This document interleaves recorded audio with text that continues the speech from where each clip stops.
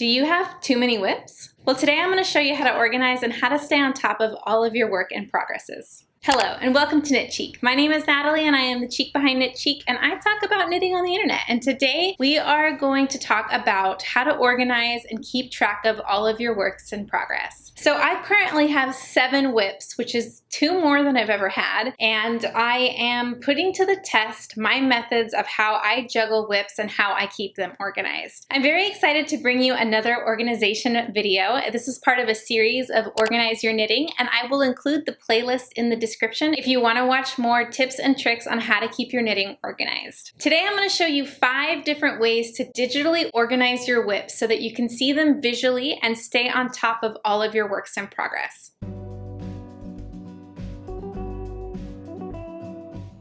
Here is my Ravelry's project page, and you can get to that when you're logged into Ravelry here. It says projects. It'll show all of your current projects that you have uploaded onto Ravelry. So let me show you how to organize this a little bit better so that it makes more sense. So you can see on some of these projects, it'll say WIP, which stands for work in progress. And they're kind of like scattered all over the place. Let me show you how to make this a little bit more visually easier to like see just your work in progresses. So you're going to go to sort projects by. And the first thing I like to do is I like to put mine on whips recent first. So it is actually organizing my whips in order of when I cast them on. So the raccoon socks have been on my needles the longest, and the artist shawl has been on my needles for the least amount of time. So if this still looks overwhelming to you, I totally agree, because yeah, the top row of the page is all my works in progresses, but I still can see all of my other projects here, which is catching my eye, and it's too noisy. So the next thing I'm going to do is I'm going to go into filter projects by, and I am going to just click in progress. And so now I have a page of just my current works in progress that I am working on. And this to me really helps me keep my brain organized. It really helps to have photos attached to these projects so that you can have a visual representation to the name of what you're working on. And it also really helps if you keep those projects kind of up to date so that you can kind of see where you are on some of these projects. Like the 1993 tee, this is a typo. I know I haven't touched this in a few weeks, but I know that I finished the body and the sleeve here, and I just have the sleeve and the collar to go, and this photo like helps me keep that organized in my brain. I did have one other thing that I wanted to talk about, and that is hibernating some of your whips. So if we scroll down to the bottom of this page, you're actually going to see a whip here that I have had hibernating. You can see it's got some Z's in the right corner there. So let me open this up. This is the Strya cardigan that I will never finish, but I have it here as an example of something that's been hibernating. If you want to set one of your whips to hibernation, you can do that here under status.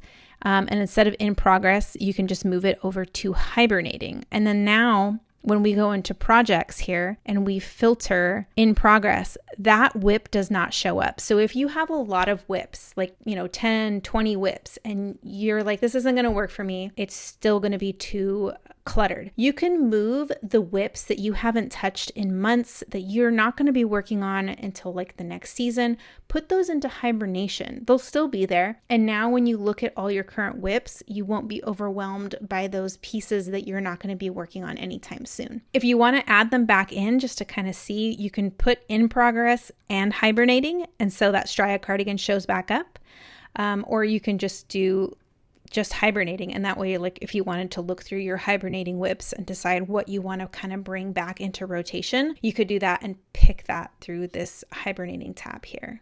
Let me also show you how you can do this in Ravit, which is the mobile app for Ravelry. You're going to go into where you see those 3 lines, and we're going to put a couple filters on. So under sort, we're going to click whips recent first. Then we're going to go into project status, and we're going to push in progress. And now all you're going to see in your projects page is your current works in progress in order from what has been on the needles the longest.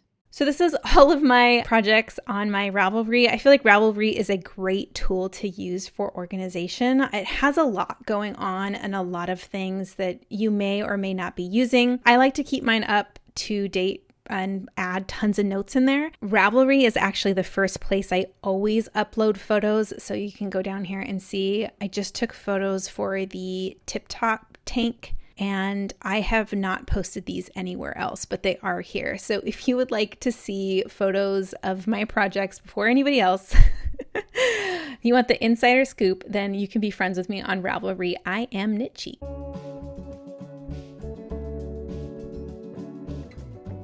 Welcome to the Knit and Note app, and this is a great app for organizing all of your current works in progress. I like this app a lot because you can actually upload your patterns to it and also use it as a pattern reading app. So this is the front page, and you can see if we click active projects, we can go to our current works in progress.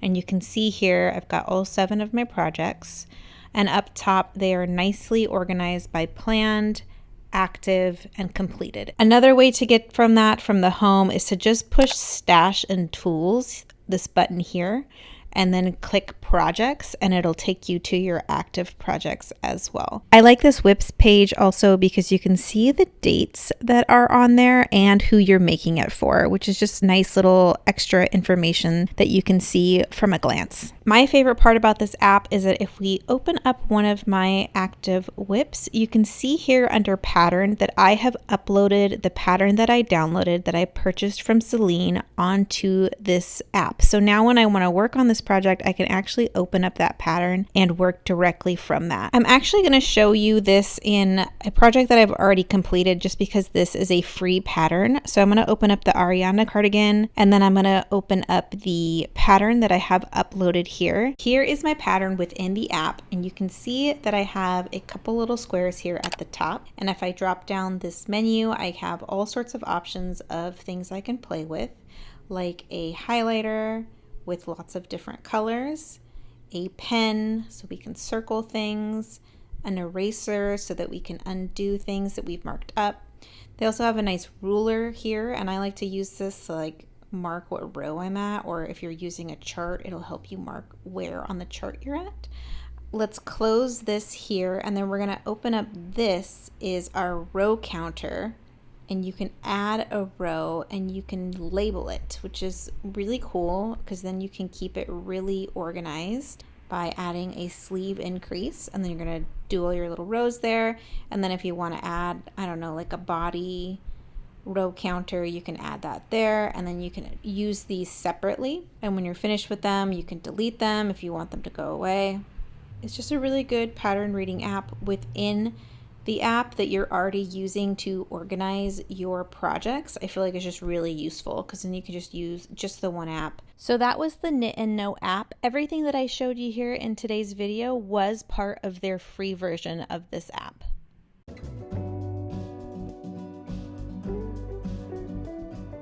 Okay, the next way that I like to keep my work in progresses organized is through a note in my Notes app. And this is an app that Apple has on every Apple device. You can see here I have tons of folders. I use this for all sorts of things. And you can see I have one for Knit Cheek. And if I drop that down, we're gonna go into project. If you wanna make a new folder, it's really easy to do. You just click here and you make a new folder, and then you can make folders within those folders and put them within each other. And then you could do notes within the folder. And I do have one for projects 2025, and then I also have a projects 2024 here. And I've changed a little bit of my system. You can see this has less information than 2025. So this is my projects 2025 notes. And you can see here that I've listed them by number by when I started them or casted them on. So if we scroll through all of the projects that are finished, I just put a little green check mark on, and all the projects that I am currently working on,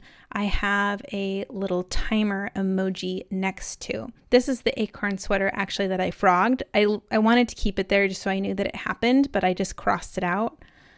And we are gonna scroll down, and I have my current whips here with the little timers on them. I really like this method for keeping all sorts of notes about my projects, but it isn't great for like just kind of glancing to see what I have going on. I much prefer Ravelry for that so I can kind of see the photos, but I do like to organize my projects this way just to like keep all sorts of informations like the dates and everything like that. This is just a template that I had ChatGPT make me. I will include it in the description if you want to use it for your notes app. And I just go down here and I copy and paste it, and then I will add the information like project number 24, Artist Shawl by Natasha Hornsby. I'm just going to copy and paste this little timer there.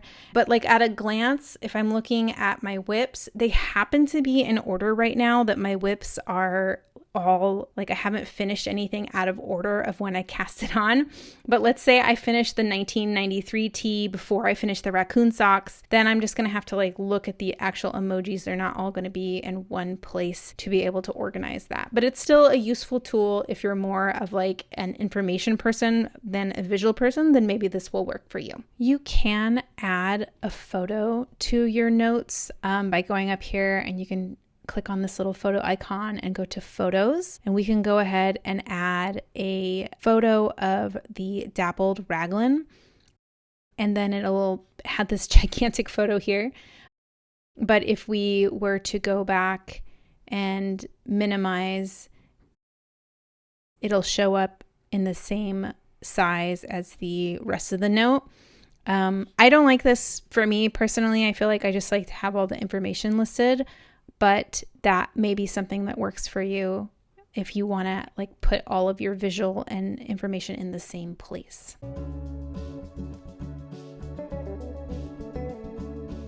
That I like to keep my works in progress organized are in iPhoto. And so I touched on this on my last video of how I like to keep an album for all of my projects in my iPhoto. I first start by making a folder, and I call it Projects 2025. You can see I have one here for Projects 2024. You can do that by going up to File, and you can add new folder, and that'll create the new folder that you can then add albums to. And then to add new albums, you can go File, Add New Album here to make these new albums. So once I get that started, I have my folder that says Projects 2025, and then I have all these albums for all of my whips. You can then move them around here. Oops, nope, you don't want to merge them. You're going to move them around carefully.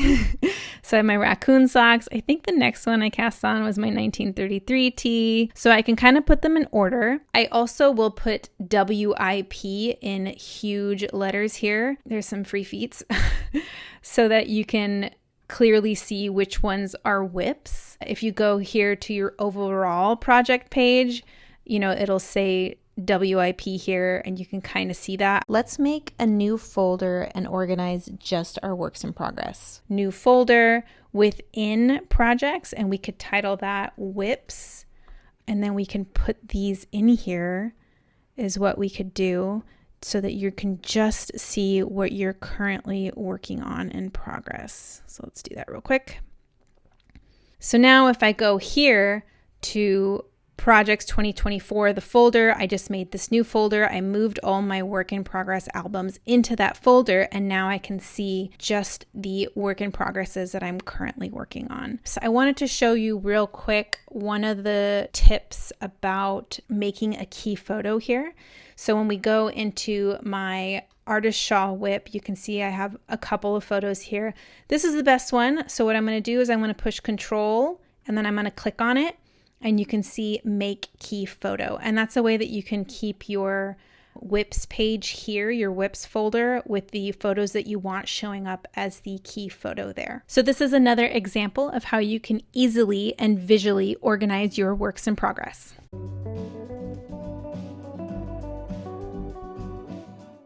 Okay, so here is my final way that you can keep your whips organized, and that is by creating a file on your desktop where you can keep all of your patterns.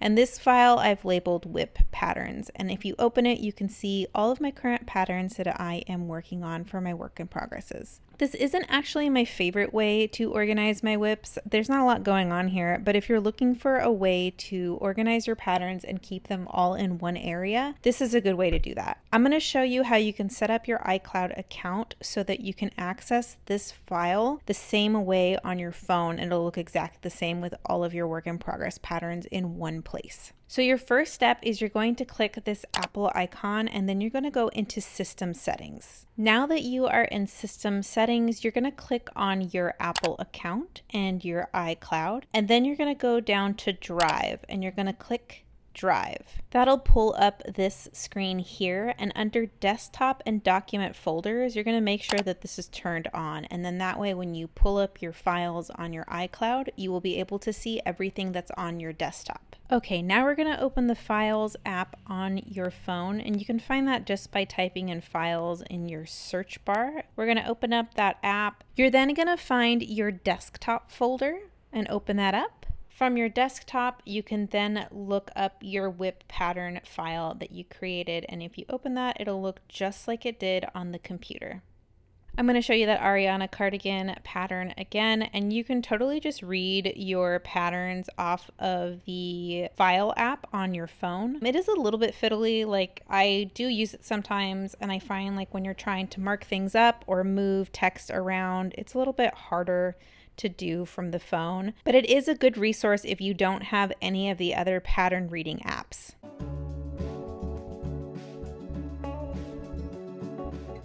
Welcome to the floor of my living room, where today I'm going to show you how I physically organize my whips, which is really not that fancy. I just have this really big basket in my living room that I keep under my television mantle. So I spend most of my knitting time here in my living room on my sofa while watching TV or listening to an audiobook. And so I like to keep all of my whips here. And although I will take them out and leave them like throughout the house, mostly on the coffee table or like in one of my purses or my bags, at the end of the day, I really like to make sure that they're all here, where, I mean, most of the time my like to-go sock project will live permanently in my bag, but I do try to remember to put it back in here. That way every day I can make a conscious decision of what bag I'm bringing and what project I'm bringing with me. So that's where I keep all of my works in progress. I am actually not that great at keeping a physical log of my whips. I used to write them on a note page at the end of my planner, but I would frequently forget to update them since I don't have that book with me all the time. But one of the things I still like to write down is a to-do list for the week for all of my current work in progresses. I like to use this as my goals of where I want to be by the end of the week for each one of my work in progresses. This works better for me because I don't need to add a bunch of info to this list. It's just the name and like where I want to be at the end of the week. Really, really simple, and I can throw it away at the end of the week and start a new one the next week. Obviously, you do not need to do all of this to keep on track of all of your whips, but I'm hoping that one of my methods resonated with you. Let me know in the comments which one you liked best and which one you'll give a try. And don't forget to like and subscribe. Thank you so much for watching, and I'll see you next time. Bye! Want to watch more cheek? Check out this playlist or check out this video. Maybe check out both.